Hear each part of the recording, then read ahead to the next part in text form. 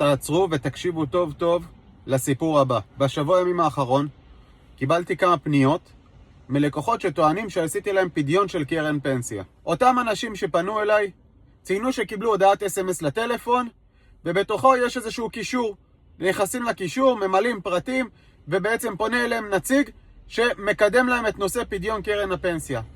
כולם ציינו שבאותו קישור מופיע הלוגו שלי, שנראה בדיוק ככה, עם השם שלי. כולם חתמו על הסכם פדיון לכספים מקרן הפנסיה, ובסך הכל אלה הסכומים שפדו להם ולקחו להם מתוך קרן הפנסיה.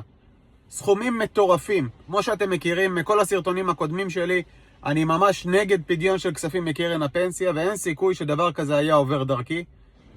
מדובר באנשים שלא פחות ממתחזים, שמשתמשים בשם שלי, ברישיון שלי, בשם המותג, ואפילו בלוגו שלי, רק בשביל ליהנות מעמלת הפדיון שהם גובים מכם על פדיון קרן הפנסיה.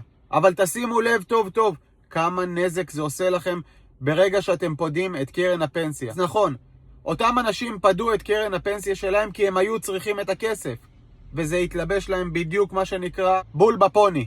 אבל תשימו לב, מדובר בהסכם שנראה לגיטימי לגמרי, אבל אין שם אפילו מספר ח"פ, אין שם כתובת, אין טלפון, אין למי לחזור, אין כלום. כמובן שעל כל הפניות שכבר קיבלתי, הגשתי תלונה במשטרה, והנושא נחקר במחלק הונאה, אבל רק למען הזהירות, אני מפרסם את הסרטון הזה כדי שכמה שיותר אנשים יהיו מודעים להונאה הזו. בפעם הבאה שמישהו מרים לכם טלפון לדבר כזה, קודם כל תתנגדו. אם אתם צריכים פדיון של קרן פנסיה ואתם צריכים את הכספים, תפנו לסוכן שלכם. אם אתם רוצים לעזור באמת, שתפו את הסרטון הזה לכמה שיותר אנשים, כדי שנוכל לתפוס את אותם אנשים שמתחזים, משתמשים בשם שלי, משתמשים במותג שלי, משתמשים ברישיון שלי, ומבוצעים הונאה לכל דבר ועניין.